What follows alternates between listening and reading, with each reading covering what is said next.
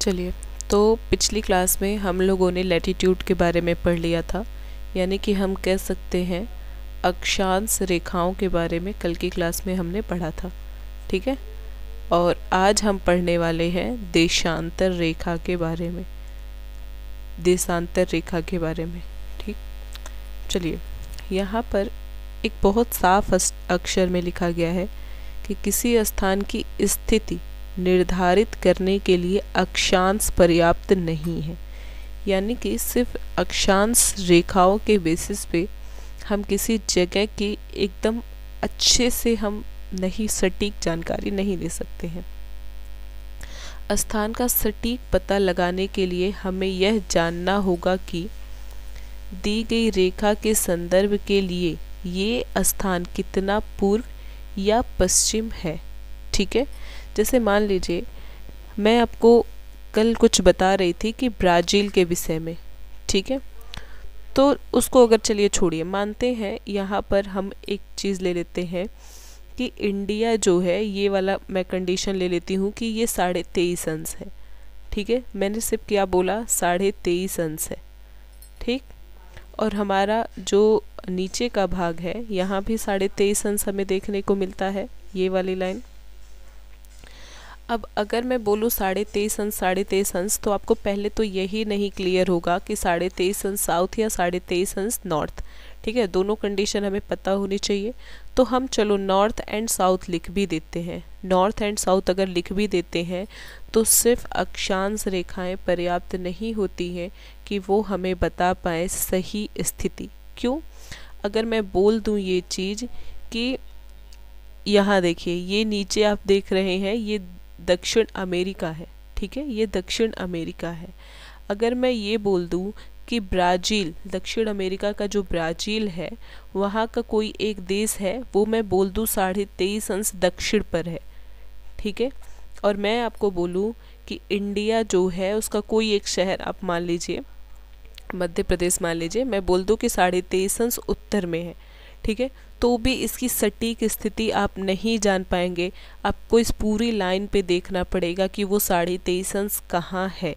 ठीक है, लेकिन अगर मैं उसके साथ में आपको देशांतर भी बताती हूँ, ठीक, देशांतर भी बताती हूँ, तो क्लियर करना बहुत आसान हो जाता है। ठीक, कि पूरब में हमें देखना है या फिर हमें पश्चिम में देखना है। तो हम कह सकते हैं कि पूरे ग्लोब पर अगर हमें किसी देश की, किसी स्थान की अगर हमें स्थिति जाननी है तो उसके लिए सिर्फ अक्षांश रेखाएं नहीं बल्कि देशांतर रेखाओं की भी भूमिका होती है।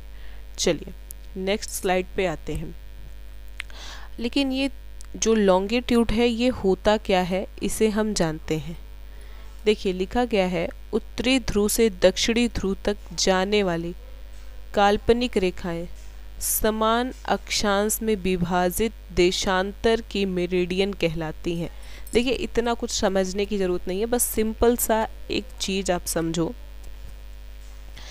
कि जब हम उत्तरी ध्रुव को दक्षिणी ध्रुव से मिलाती हुई कोई रेखा खींचते हैं, ठीक है, कोई रेखा खींचते हैं, तो ये क्या कहलाती है, ये देशांतर रेखाएं कहलाती हैं। और ये अर्धवृत्त होती हैं। क्या होती हैं? ये अर्धवृत्त होती हैं। अर्धवृत्त कहने का मतलब है ये पूरा सर्कल नहीं होता है, क्योंकि ये एक पॉइंट पे जा कर के फिर क्या हो रहा है, मिल जा रहा है। फिर उधर से भी हम क्या करते हैं, एक पूरा अर्धवृत्त खींचते हैं। तो याद रखेंगे देशांतर हमेशा क्या रहेगा, अर्धवृत्त रहेगा, क्योंकि वो जा कर के एक पॉइंट पे सब मिल जाते हैं। और अक्षांश रेखाएं क्या होती हैं, ये वृत्त होती हैं, क्योंकि ये कभी भी मिलती नहीं है, ये समानांतर होती हैं। ठीक है, और यहीं पर एक चीज़ आप लोग जान लो कि ये जो अक्षांश और देशांतर रेखाएं अपने साथ एक जाल का निर्माण करती हैं। जब पूरे ग्लोब पर अक्षांश और देशांतर रेखाओं को आप देखेंगे तो ये एक जाल का निर्माण करती हैं, जिसे हम क्या कहते हैं, जिसे हम कहते हैं ग्रिड। क्या कहते हैं? ग्रिड कहते हैं। कभी कभी पूछा जाता है आप लोगों से कि ग्रिड क्या है या ग्रिड रेखाएं क्या हैं, तो याद रखेंगे अक्षांश और देशांतर रेखाओं की जो पूरी जालनुमा संरचना बनती है उसे ही हम ग्रिड कहते हैं। ठीक है, देशांतर रेखाओं के बीच में ये चीज़ है। अच्छा, एक सिंपल सा कॉन्सेप्ट है। देखो मैं यहाँ पर मैं पहले ब्लैंक स्लाइड ले लेती हूँ। ठीक, चलिए, अगर मान लीजिए कि हम एक इस तरीके से रेखा खींचते हैं, ठीक है, हम दो बिंदुओं को मिला रहे हैं, ये एक बिंदु है और एक ये बिंदु है। दो बिंदुओं को जब हम मिला करके रेखाएं खींचेंगे तो जाहिर सी बात है कि जितनी रेखाएं खींची जाएंगी जब बिंदु की तरफ बढ़ेंगी तो उनके बीच की दूरी क्या हो जाती है, कम हो जाती है। ठीक है, आप यहाँ पर देख सकते हो, मैं ग्लोब नहीं, कोई भी आप ऐसे लेंगे तो यहाँ पर आप देख रहे हो कि ये डिस्टेंस कम हो रही है, यहाँ डिस्टेंस क्या है, ज़्यादा है, क्योंकि हम बिंदु को मिला रहे हैं और एक ही बिंदु पर हमें जाने के लिए रेखाओं की दूरी क्या करनी पड़ेगी, कम करनी पड़ेगी। तो याद रखेंगे कि देशांतर रेखाएं जो होती हैं ध्रुवों पर जाने पर, बिंदुओं पर जाने पर उनके बीच की दूरी क्या हो जाती है, कम हो जाती है। बहुत सिंपल सा कॉन्सेप्ट है ये। आप किसी भी बिंदु को अगर मिलाए, बिंदु यहाँ ले लें, एक बिंदु यहाँ ले लें, अगर इनको आप मिला रहे हैं तो बिंदुओं को मिलाने के टाइम पे क्या होता है, इनके बीच की दूरी कम होती चली जाती है। ये एक नॉर्मल सा कॉन्सेप्ट है। ठीक है, एक बहुत नॉर्मल सी चीज़ है। लेकिन ये जो कंडीशन होती है ये आपके अक्षांश में नहीं होती है। क्यों? क्योंकि वो मिलते नहीं है, वो समानांतर रेखा है, तो उनके बीच की दूरी कम नहीं होती है। तो क्वेश्चन बनता है कि पृथ्वी पर कौन सी ऐसी काल्पनिक रेखाएं हैं जब वो मिलती हैं तो उनके बीच की दूरी कम होती है। तो याद रखेंगे कि देशांतर रेखाएं हैं, इनकी बीच की दूरी क्या होती है, ध्रुवों की ओर बढ़ने पर, यानी कि बिंदुओं की ओर बढ़ने पर लगातार घटती जाती है। ठीक है, बिल्कुल देशांतर रेखाएं हैं और ध्रुवों पर जब ये मिलती है ना तो दो देशांतर रेखाओं के बीच की जो दूरी होती है वो बिल्कुल क्या हो जाती है, शून्य हो जाती है। ठीक है, आगे देखते हैं। मेरिडियन जो ग्रीनविच से होकर गुजरती है, जहाँ ब्रिटिश रॉयल वेधशाला है। ठीक है, अब एक चीज़ ये समझो, जैसे पृथ्वी को इस तरह से पृथ्वी था, हमने उसको जब बीच से ऐसे बटा तो हमने 0 अंश देशांतर उसे नाम दिया। क्या नाम दिया? 0 अंश देशांतर। लेकिन अब हम क्या कर रहे हैं, हम पृथ्वी को ऐसे नहीं बांट रहे हैं, अब पृथ्वी को हम दूसरे कंडीशन में बांटेंगे। एक मिनट, तो क्या हम देख रहे थे, जैसे हमने 0 अंश अक्षांश खींचा है ना, वैसे ही पृथ्वी को हम जब इस शेप में रख, पृथ्वी को इस तरीके से बांटते हैं तो हम 0 अंश देशांतर इसे कहते हैं। क्या कहते हैं? मतलब मुख्य वो रेखा जो पृथ्वी को 2 भागों में बांटती है उसे हम क्या कहते हैं, उसे हम 0 अंश देशांतर कहते हैं। और ये कहाँ से गुजरती है, तो याद रखेंगे ये ब्रिटिश रॉयल वेधशाला से गुजरती है। ठीक है, ये ब्रिटिश रॉयल वेधशाला से गुजरती है, जो कहाँ पर है, ग्रीनविच में है। कहाँ पर है? ग्रीनविच में है। ठीक है, दूसरी चीज़ आप यहाँ पर बहुत ध्यान से देखेंगे, जब हम अक्षांश से बांट रहे थे, 0 अंश अक्षांश से बांट रहे थे, तो ये उत्तरी गोलार्ध और दक्षिणी गोलार्ध होता था। क्या होता था? उत्तरी गोलार्ध और दक्षिणी गोलार्ध होता था। लेकिन अब जब हम इसे देशांतर से बांटते हैं तो इधर का हिस्सा पूर्वी गोलार्ध होता है और इधर का हिस्सा क्या होता है, पश्चिमी गोलार्ध होता है। ठीक है, इस पॉइंट को एकदम अच्छे से समझ लीजिए। देशांतर रेखाओं के आधार पर हम पूरब पश्चिम लेके चलेंगे और अक्षांश रेखाओं में हम क्या लेके चलेंगे, उत्तरी गोलार्ध और दक्षिणी गोलार्ध लेकर के चलेंगे। ठीक है, देखिए, लेकिन अगर हम इस मेरिडियन लाइन की बात करते हैं, जो मुख्य लाइन है, मुख्य देशांतर रेखा है, तो इसका मान 0 डिग्री देशांतर है। कितने डिग्री देशांतर है? 0 डिग्री देशांतर है। और इससे 180 अंश पूरब की ओर और साथ ही 180 अंश पश्चिम की ओर हम गिनते हैं। ठीक है, हम क्या कर रहे थे, जब अक्षांश रेखाओं को गिन रहे थे तो मुख्य अक्षांश से, ठीक है, मुख्य अक्षांश से भूमध्य रेखा से 90 डिग्री हम उत्तर की ओर गिन रहे थे और 90 डिग्री हम कहाँ गिन रहे थे, दक्षिण की तरफ गिन रहे थे। लेकिन जब हम बात करते हैं देशांतर रेखाओं की तो इसके कंडीशन में हम 180 डिग्री पूरब गिनेंगे और 180 डिग्री हम किधर गिनते हैं, पश्चिम की तरफ गिनते हैं। ठीक है, ये पॉइंट सबको क्लियर हो गया है। चलिए फिर आगे देखते हैं इस तरीके से। अब यहाँ पर हम देखेंगे, ये देखिए, अब ये किस तरीके से हम ध्रुवों पर या कह सकते हैं देशांतर रेखाओं को हम खींचते हैं।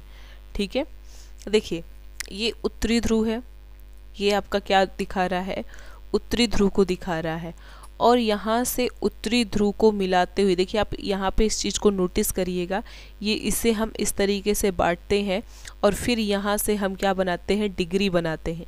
ठीक है, डिग्री बनाते हैं इस तरीके से जैसे हम अक्षांश रेखाओं में बना रहे थे, और फिर इन्हीं डिग्री को हम चाप लगा करके क्या करते हैं, मिला देते हैं, और इस तरीके से देशांतर रेखाओं का क्या होता है, निर्माण होता है। ठीक है, एक चीज़ याद रखेंगे, बहुत सिंपल सा कॉन्सेप्ट है। जैसे ये अगर अर्थ है, ठीक है, ये क्या है, एक ग्लोब है, तो जब हम इसे इस तरीके से बांट दे रहे हैं, ठीक है, इस तरीके से बांट दिए, तो आपको ये समझ में आ रहा है कि जब हम इसको बांट देंगे तो इधर से चलेंगे तो 1 डिग्री, 2 डिग्री, 3 डिग्री, 4 डिग्री ऐसे करते जाते हैं, तो 180 डिग्री इसके पीछे आएगा। फिर इधर करेंगे 1 डिग्री, 2 डिग्री, 3 डिग्री, 4 डिग्री और 180 डिग्री इसके पीछे आएगा। ठीक है, लेकिन याद रखेंगे हम 2 180 नहीं गिनते हैं। अगर हम इस पूरे जो आपका स्क्रीन है इसको हम 180 यहाँ पर मान ले और 180 डिग्री हम यहाँ पर मान ले, और हम क्या करें, इन्हें हमें सर्कल बनाना होगा, तो इस 180 को इस 180 से हम मिलाएंगे तो दोनों 180 रेखा एक पर आ जाएगी। ठीक है, तो ये चीज़ याद रखेंगे कि पृथ्वी पर सिर्फ और सिर्फ एक ही लाइन 180 डिग्री की है, 2 लाइनें नहीं हैं। ठीक है, एक ही 0 अंश देशांतर है, 2 देशांतर 0 अंश की नहीं है। एक ही 0 अंश का आपका अक्षांश है, 2 नहीं है। ठीक है, समझ में आ रहा है, जो लाइनें 2 होती हैं उसे हम क्या करते हैं, 1 मान लेते हैं। तो आप बोलोगे मैम 1 डिग्री भी तो 2 है, ये 1 डिग्री 2 भले है, लेकिन ये पूरब और पश्चिम के साथ है, तो इसे हम 1 नहीं, इसे हम 2 गिनेंगे, क्योंकि इनकी दिशाएं क्या है, अलग अलग है। लेकिन इनके कंडीशन में हम दिशाओं को नहीं अलग रखते हैं। समझ में आया? इसीलिए याद रखेंगे, कभी भी 180 अंश डिग्री देशांतर रेखा के साथ पूरब या पश्चिम नहीं लिखते हैं, पूरब या पश्चिम नहीं लिखते हैं। इस कंडीशन को याद रखिएगा, कभी कभी ये पूछा जाता है। दूसरी चीज़ यही पे आप क्लियर कर लीजिए कि 0 अंश देशांतर से हम समय का निर्धारण करते हैं। किसका निर्धारण करते हैं? समय का निर्धारण करते हैं। बहुत ही इम्पॉर्टेंट पॉइंट है, पूछा जाता है एग्ज़ाम में। और 180 देशांतर से हम तिथि का निर्धारण करते हैं, यानी कि दिन का निर्धारण करते हैं। ठीक है, किसका निर्धारण करते हैं? दिन का निर्धारण करते हैं। ठीक, देखिए यहाँ से चलेंगे। ग्रीनविच, जहाँ ब्रिटिश राज की वेधशाला स्थित है, से गुजरने वाली रेखा से पूर्व या पश्चिम की तरफ गिनती शुरू की जाती है। ठीक है, मतलब जो 0 अंश देशांतर है उसी से हम पूरब और पश्चिम की रेखाएं क्या करते हैं, गिनना शुरू करते हैं। इस यामोत्तर को प्रमुख यामोत्तर कहते हैं। याद रखिएगा, हम 0 अंश अक्षांश को विषुवत बोलते हैं। क्या बोलते हैं? विषुवत बोलते हैं, विषुवत रेखा, विषुवत रेखा भी बोलते हैं। ठीक है, लेकिन 0 अंश देशांतर को हम दूसरे नाम से भी जानते हैं, वो क्या है? प्रधान यामोत्तर है। क्या है? प्रधान यामोत्तर है, भूलिएगा नहीं, पूछा जाता है ये। इसका मान 0 अंश देशांतर है तथा यहाँ से हम पूरब या पश्चिम, ठीक है, 180 अंश तक गणना करते हैं। प्रमुख यामोत्तर तथा यामोत्तर मिलकर पृथ्वी को 2 समान भागों, पूर्वी गोलार्ध और पश्चिमी गोलार्ध में क्या करते हैं? विभक्त करते हैं। अगर देशांतर को देखें तो 0 अंश देशांतर 2 भाग में विभक्त करता है, उत्तरी गोलार्ध और दक्षिणी गोलार्ध, और जो यामोत्तर है वो 2 भागों में विभक्त करता है, पूर्वी गोलार्ध और पश्चिमी गोलार्ध। ठीक है, चलिए यहाँ से देखेंगे। यह जानना रोचक है कि 180 अंश पूरब और 180 अंश पश्चिम यामोत्तर एक ही रेखा पर स्थित है। वही मेरी बात को दोहराया जा रहा है कि दोनों क्या है, एक ही रेखा पर स्थित है, 2 अलग अलग 180 अंश हम नहीं मानते हैं। ठीक है, और इसीलिए 180 अंश के साथ हम पूरब या पश्चिम नहीं लिखते हैं, ये चीज़ याद रखेंगे। ग्लोब पर अक्षांश, जिसे हम समांतर रेखा भी कहते हैं, एवं देशांतर, जिसे हम यामोत्तर रेखा भी कहते हैं, इनके द्वारा बनी गई जो रेखा का जाल होता है उसे हम क्या कहते हैं? ग्रिड कहते हैं। क्या कहते हैं? ग्रिड कहते हैं। बहुत ही ज़्यादा इम्पोर्टेंट है, पॉइंट को नोट डाउन करेंगे। अगली चीज़ को देखेंगे, ग्रीनविच के पूरब का स्थान ग्रीनविच समय से आगे होगा और पश्चिम का स्थान इसके पीछे होगा। बहुत नॉर्मल सी चीज़ें कही गई हैं। अगर ये पूरा का पूरा एक ग्लोब है और ये 0 अंश देशांतर है, ठीक है, 0 अंश देशांतर है, तो इधर का क्या हिस्सा है? इधर का हम जानते हैं कि ये पूर्व का हिस्सा है और ये वाला हिस्सा क्या है? ये पश्चिम का हिस्सा है। तो पूरब के हिस्से में अगर हम बढ़ेंगे, यहाँ से अगर हम पूरब चलते हैं तो समय क्या होगा? हम बढ़ाएंगे, समय बढ़ा करके लिखेंगे। और इधर चलेंगे तो समय क्या होता है? घटता है। ये चीज़ ध्यान से मेरी बात को समझिएगा। तो अगर हम यहाँ से एक देशांतर पार करते हैं तो 4 मिनट के अंतर होते हैं समय का, ठीक है, 4 मिनट का समय का अंतर होता है।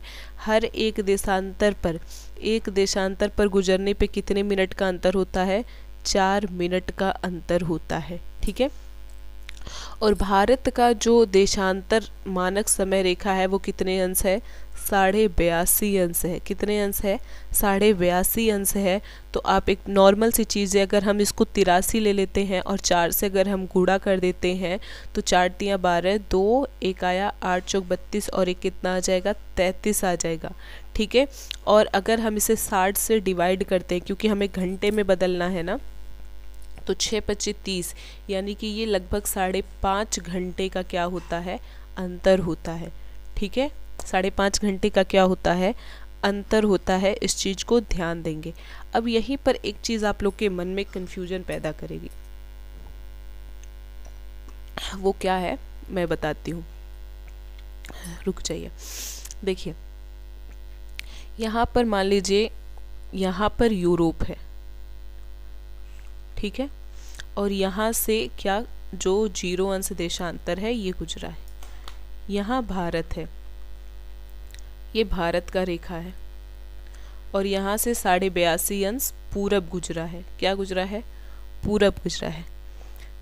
तो एक देशांतर पर 4 मिनट का अंतर होता है, हमें ये पता चला। यहाँ से यहाँ तक हम आते हैं तो समय में कितने घंटे का अंतर होता है?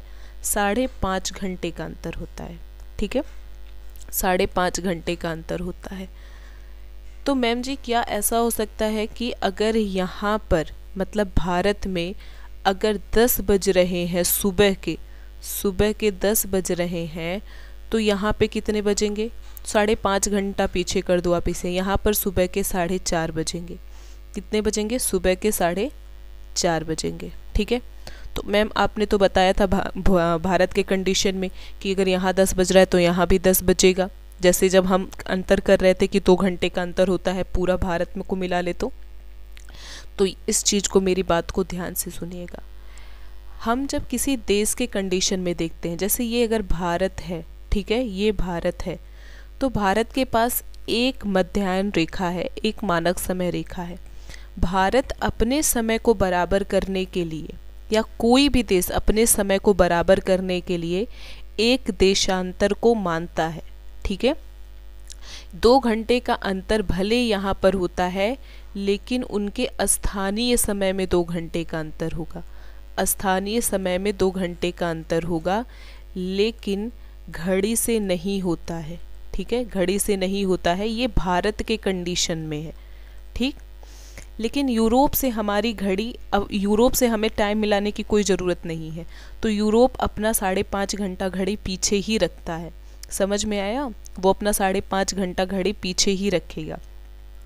यहाँ पर अगर उसका कोई देश है, जैसे ये 0 अंश देशांतर माना ना, तो मान लीजिए उसका कोई देश है, अगर उसके देश के समय में अंतर हो रहा है, जैसे यूरोप में भी कई देश हैं, इंग्लैंड है, फ्रांस है, तो अगर फ्रांस मान लीजिए यहाँ पर है, तो फ्रांस के समय में अगर अंतर हो रहा है, ठीक है, तो वो अपने समय को बराबर रखने के लिए अपने पूरे देश में घड़ी को एक समान समय कर सकता है।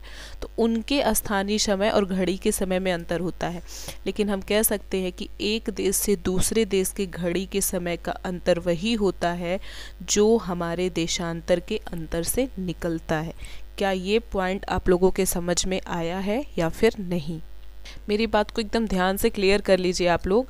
अगर आप एक देश के हो, ठीक है, एक देश के हो, तो अपने यहाँ आप किसको मिलाओगे, अपने यहाँ आप मानक समय को मिलाओगे, ठीक है, मानक समय को मिलाओगे, मतलब सबकी घड़ी एक समान चलेगी।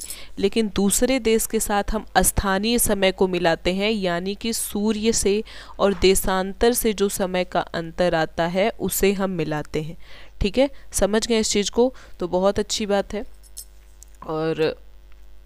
और एक चीज़ और आप लोग जानिएगा, क्या, मैं उसको भी क्लियर कर देती हूँ। ये है कि अगर कोई देश बड़ा है, जैसे मान लीजिए ये इतना बड़ा कोई देश है, ठीक है, लाइक रूस, ठीक है, तो एक देश जो है अगर वो इतना बड़ा है, तो अगर उसका मानक समय रेखा हम यहाँ से गुजारते हैं, ठीक है, समझिए मेरी बात को। जैसे भारत में क्या हो रहा है, 2 घंटे का अंतर है, तो हम जनरली इसे कवर कर पा रहे हैं। लेकिन अगर कोई देश ऐसा है जिसमें 4-5 घंटे का अंतर हो रहा है, ठीक है, ऐसे भी देश है, ठीक है, अगर 3 घंटे 4 घंटे का अंतर हो रहा है, तो ये बराबर करना थोड़ा मुश्किल हो जाता है। तो इसलिए क्या किया जाता है कि एक देश एक से अधिक मानक समय रेखा को क्या करता है, अपना सकता है। मेरी बात को ध्यान से सुनिएगा, एक देश एक से अधिक मानक समय रेखा को क्या कर सकता है, अपना सकता है। तो वो एक फिक्स बता देगा कि अगर आप यहाँ से यहाँ तक हो तो आप इस मानक समय रेखा के अनुसार काम करोगे, अगर आप यहाँ से यहाँ तक हो तो आप इस मानक समय रेखा के अनुसार काम करोगे, और यहाँ से यहाँ तक हो तो आप इस मानक रेखा समय के अनुसार काम करोगे। समझ में आया। तो कभी कभी ये भी एग्ज़ाम में पूछता है आपसे क्वेश्चन कि क्या एक देश के पास एक से अधिक मानक समय रेखा हो सकते हैं, तो बिल्कुल हो सकते हैं, एक से अधिक मानक समय रेखा, ठीक है। भारत में सिर्फ 2 घंटे का अंतर होता है, तो इसीलिए हमारा काम एक मानक समय रेखा से चल जाता है, ठीक है। लेकिन अगर मान लो 4 घंटे का अंतर होने लगे तो कितना मुश्किल हो जाएगा। यहाँ पर सुबह 4 बजे सूरज निकला और इनके यहाँ 8 बजे निकला, तो हम इनको बराबर करना थोड़ा मुश्किल हो जाता है, ठीक है। चलिए, अच्छी बात है, आप सबको समझ में आ गया होगा। आप यहाँ से देख सकते हैं, यहाँ से देख सकते हैं, ये 0 अंश आपको दिखाई पड़ रहा होगा देशांतर, इस तरीके से ये गुजरता है, ठीक है, इस तरीके से गुजरता है। और इसके जब हम पूरब की तरफ आते हैं तो एक देशांतर आने पर कितने मिनट का अंतर होता है, 4 मिनट का अंतर होता है, ठीक है, 4 मिनट का अंतर हो जाता है। और जब हम पश्चिम की तरफ जाते हैं तो समय को हम घटा करके लिखते हैं, ठीक है, समय को क्या करेंगे, घटा के लिखेंगे, ठीक। ये कंडीशन समझ में आ गई होगी। दूसरी चीज़ आप याद रखेंगे कि 180 अंश क्या करता है, 180 अंश ये जो देशांतर रेखा है ये समय का ये डेट का निर्धारण करता है। किसका निर्धारण करता है, डेट का निर्धारण करता है। पूरब आने पर 1 दिन बढ़ जाता है, ठीक है, 1 दिन बढ़ जाएगा, और पश्चिम जाने पर 1 दिन क्या हो जाता है, घट जाता है, ठीक है। अगर हमारे यहाँ 21 तारीख है तो उनके यहाँ क्या हो जाता है, 20 तारीख ही होगा। समझ में आ रहा है। तो ये भी अंतर होता है, इस चीज़ को याद रखेंगे। और भारत का मानक समय रेखा आप लोग बहुत अच्छी तरीके से जानते हैं, स्थानीय समय रेखा 82.5 अंश है। इनके बीच का अगर हम टोटल अंतर देखते हैं तो लगभग 30 डिग्री का अंतर होता है। और इससे हमें पता चलता है कि यहाँ पर 2 घंटे का अंतर होता है। कितने घंटे का अंतर होता है, 2 घंटे का अंतर होता है। इस चीज़ को बहुत अच्छे से याद रखेंगे। और इससे जब रिलेटेड हम कुछ क्वेश्चन करेंगे टाइम से रिलेटेड, तब हम इस कॉन्सेप्ट को और अच्छे से क्लियर करेंगे, ठीक है। चलिए, तो हम जब क्वेश्चन आंसर करेंगे ना, मतलब टाइम से संबंधित, तब जो चीज़ें समझ नहीं आएंगी वहाँ पर उसे लेकर के हम और अच्छे से समझेंगे। तो आज हमारा जो लैटीट्यूड है और लॉन्गिट्यूड है, ये वाला टॉपिक पूरा ख़त्म होता है।